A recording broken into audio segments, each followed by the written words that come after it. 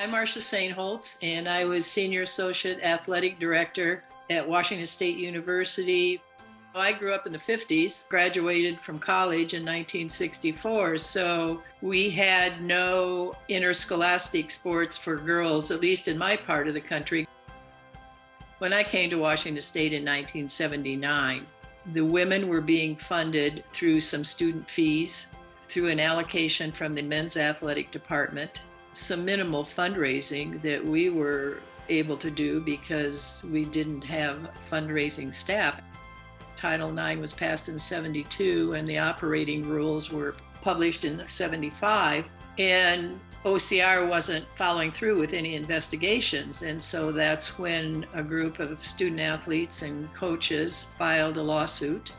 Sue was a prime mover and shaker of initiating the lawsuit, and I think 32 student athletes signed on to it. Hi, my name is Sue Durrant. I'm retired from Washington State University in Pullman, Washington. Back when I came to WSU, you would find very few women in a lot of different fields. In fact, they were discouraged from going into a number of fields. And by '75, the athletes that were coming into the university system were wondering how come we were so far behind. The athletes filed the Title IX complaint with the Office for Civil Rights.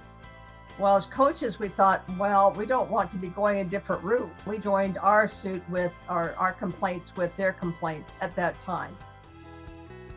Karen Blair is sort of like a happy accident. Any of that plaintiff's names, they all had equal amount to do as Karen did. It's just that hers was a first name, and so became known as the Blair Click case.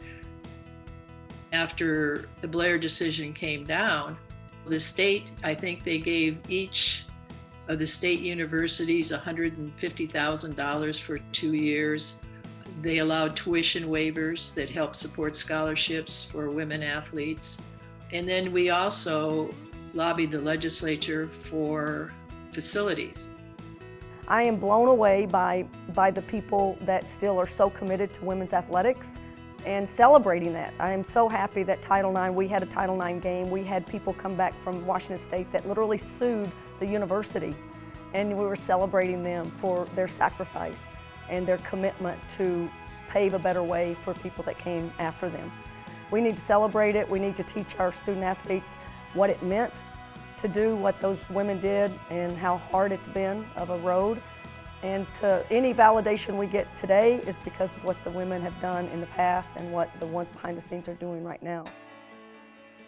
I think that this celebration of Title IX has been probably more impactful because I know here at WSU and in talking to people, I think in other campuses, our women have become much more educated and more aware of Title IX and what it meant.